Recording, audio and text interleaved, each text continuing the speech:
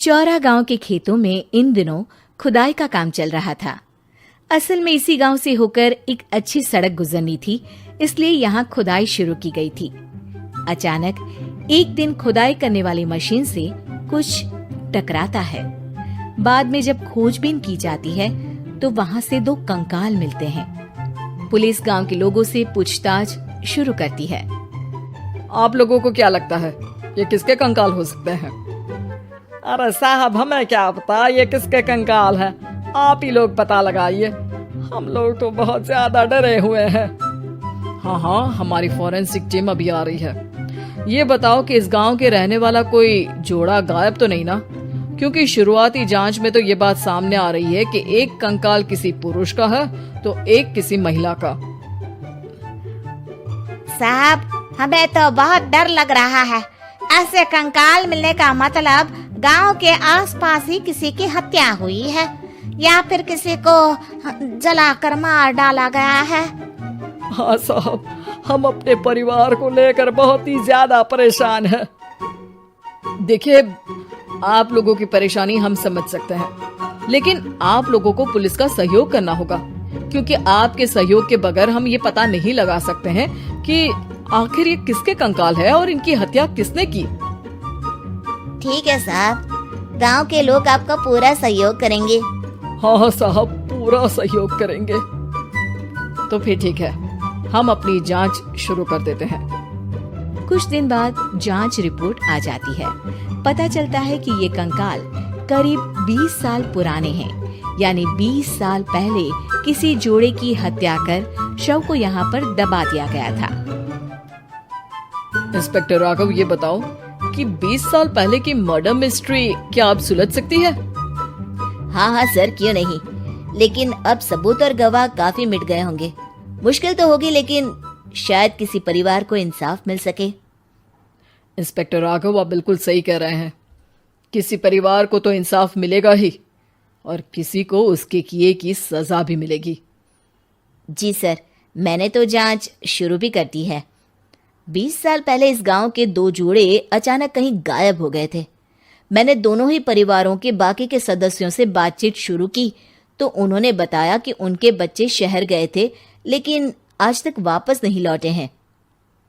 लेकिन ये दोनों शव किस परिवार के सदस्यों के हैं, ये कैसे पता चल सकेगा?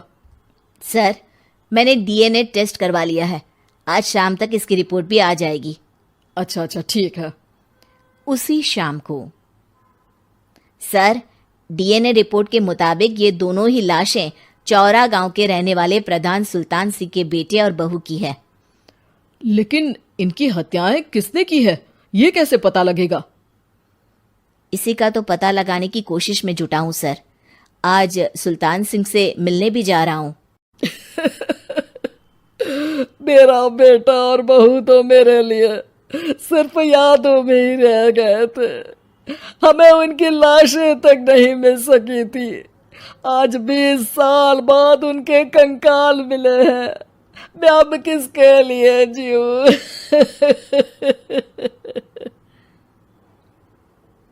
लेकिन सर, क्या आपकी किसी से कोई दुश्मनी थी? अपने बेटे बहू की हत्या के लिए आप किसे जिम्मेदार मान रहे हैं? अब मैं किसका नाम बोलूं?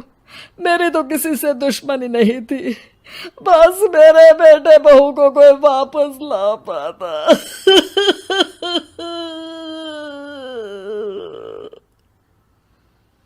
इसके बाद सुल्तान सिंह फूट फूट कर रोना शुरू कर देते हैं। सर, अब आप इनका अंतिम संस्कार करवा सकते हैं। कम से कम इनका शरीर ना सही, इनका कंकाल तो आपको मिला है। लेकिन हाँ, अगर आपको कुछ भी याद आए तो जरूर बताइएगा। मेरी तो बेटा अब उम्र हो गई है, लेकिन मेरे बेटे और बहू के हत्यारों का जरूर पता लगाइएगा, क्योंकि जब तक हत्यारे पकड़े नहीं जाएंगे मेरा मन नहीं मानेगा। सर, हमारी पूरी कोशिश रहेगी हत्यारे को पकड़ने की। लेकिन एक बात बताइए, उस वक्त आपको किस पर शक गया था? उस वक्त मेरे एक ड्राइवर को पकड़ा गया था, लेकिन सबूतों के अभाव में उसे छोड़ दिया गया था। अच्छा, और ड्राइवर पर कैसे शक हुआ था? क्योंकि उस दिन ड्राइवर छुट्टी पर था। उस समय लेकिन लाश क्यों नहीं मिल सकी थी? उस वक्त पुलिस ने बहुत कोशिश की थी, लेकिन दोनों की डेड बॉडी नहीं मिल सकी थी। ठीक है, हमारी तफ्तीश चल रही है, मैं फिर आऊंगा। इसके बाद इंस्पेक्टर वहां से चला जाता है और सुल्तान सिंह अपने बेटे और बहू की याद में खो जाते हैं। कुछ दिन बाद सुल्तान सर, एक बात बताइए, जब आपके बेटे बहू की हत्या हुई थी, उसी के आसपास आपके ही गांव का रहने वाला एक और जोड़ा उसी वक्त गायब हो गया था ना? हाँ सर, अलका और अभिषेक, वो भी मेरे बच्चों जैसे ही थे। तो फिर वो कहाँ है? उनका भी आज तक पता नहीं चल सका, लेकिन बताते हैं कि कुछ साल पहले अभिषेक को गांव के ही किसी आदमी ने मुंबई में देखा था, लेकिन फिर वो गायब हो गया। यानी अभिषेक और अलका की हत्या नहीं हुई थी, बल्कि उन्होंने किसी वजह से खुद ही गांव छोड़ दिया था। हाँ, हो सकता है, क्योंकि अभिषेक मेरे बेटे संतोष का अच्छा दोस्त था और उसका मेरे घर भी आना जाना लगा रहता था। हो सकता है कि उसने मेरे बेटे और बहू के बारे में सुन लिया हो और ये गांव छोड़ दिया हो सकता है। उनके परिवार का कोई अब नहीं रहता क्या इस गांव में? अब तो कोई नहीं रहता। एक चाचा थे, लेकिन उन्होंने भी अपना पुश्तैनी मकान बेच दिया है। वो भी अब कहीं शहर में ही बस गए हैं। ओह, अभिषेक और अलका के बारे में भी पता लगाना होगा। हो सकता है कि वही इस हत्या के बारे में कुछ बता सके। हो तो सकता है, लेकिन वो बेचारे तो खुद ही वक्त के मारे थे, वो क्या बताएंगे। फिर भी सर, जब केस दोबारा खुला है तो जांच तो करनी ही पड़ेगी, और इस बार तो लाशें भी बरामद हुई है। कुछ दिन तक लगातार तफ्तीश चलती रही। एक दिन थाने से सुल्तान सिंह को फोन आता है। हाँ, कौन बोल रहा है? सर, मैं कांस्टेबल तुलाराम बोल रहा हूँ थाने से। आपको थाने आना पड़ेगा। थाने? लेकिन क्यों? सर, किसी की पहचान करवानी है। अच्छा ठीक है, मैं दोपहर तक पहुंचता हूँ। सुल्तान सिंह दोपहर में थाने पहुंचता है। कई पुलिस के अधिकारी वहां मौजूद रहते हैं। सर, आपके बेटे की हत्या का रहस्य आज शायद सुलझ जाए। अच्छा इंस्पेक्टर राघव, पर वो कैसे?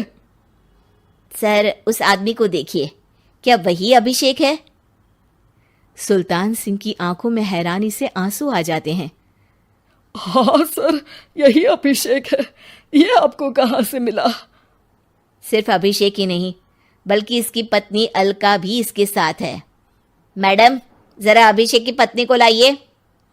जैसे ही अलका को पेश किया जाता है, सुल्तान सिंह जमीन पर गिर जाते हैं। सुल्तान सर, क्या हुआ आपको? आप अलका को देखकर गिर क्यों गए? सुल्तान सिंह सर पकड़कर बैठ जाते हैं। ये अलका नहीं, बल्कि ये तो मेरी बहू रितु है। पूरा थाना एक दूसरे का मुंह देखने लगता है। क्या?